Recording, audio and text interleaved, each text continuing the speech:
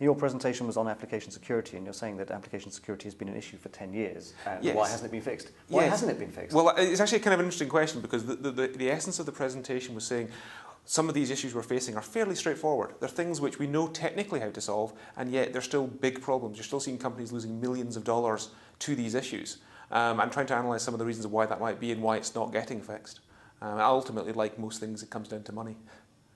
What have you come up with, though? I mean, more specifically than just being down to money, are there areas where there is perhaps underinvestment and areas where perhaps people are spending too much? Underinvestment, very much so. There's underinvestment in secure development and in actually fixing these problems at source. And that's down to economic incentives. So that's down to companies. There's no liability for a company. So they can put out a website, and in most cases, there's no liability for them to actually say, right, well, is this secure or isn't it?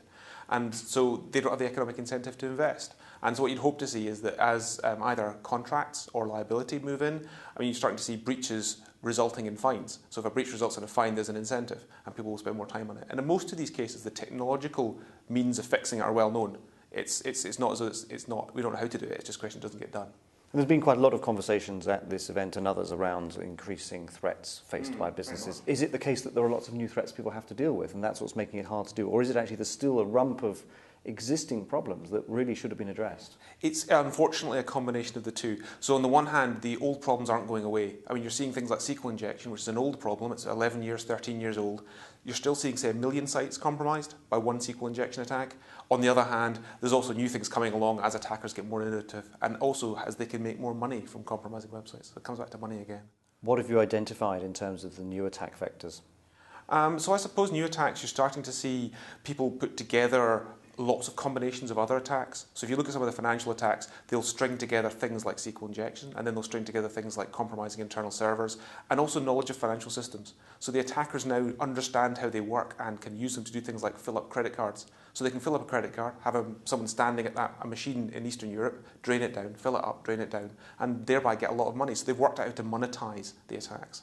So it's a combination of the blended threat in terms of breaching the perimeter, and then having the intelligence and the knowledge of the internal systems they're attacking to convert that into money. Absolutely, and it's that combination that's very dangerous, and that's from one aspect. But then you look at the nation states who perhaps don't want money, and also people like Anonymous who don't want money. They're not after taking money out of your system, they're after making a statement.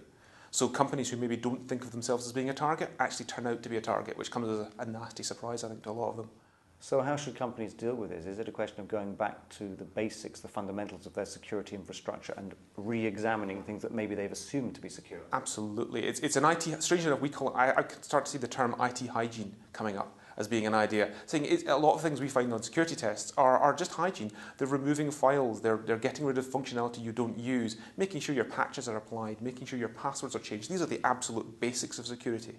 And yet you're still seeing them as being a problem, and still seeing those things companies aren't doing on a regular basis. So really simple stuff, for example, disabling user accounts when people leave an organisation. Yep, things like disabling or changing default passwords. I still on security tests today will find a system, go looking for the manual, say what's the default password for that system, try it, and I get in. And that surprises me, even me surprises me. I'm quite cynical about all these things.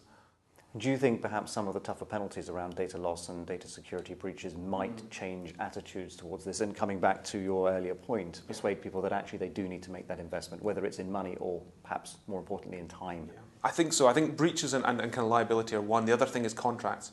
So where you start to see companies putting language into the contract saying if you're supplying us a service or a piece of software, we're going to come after you if it turns out not to be secure.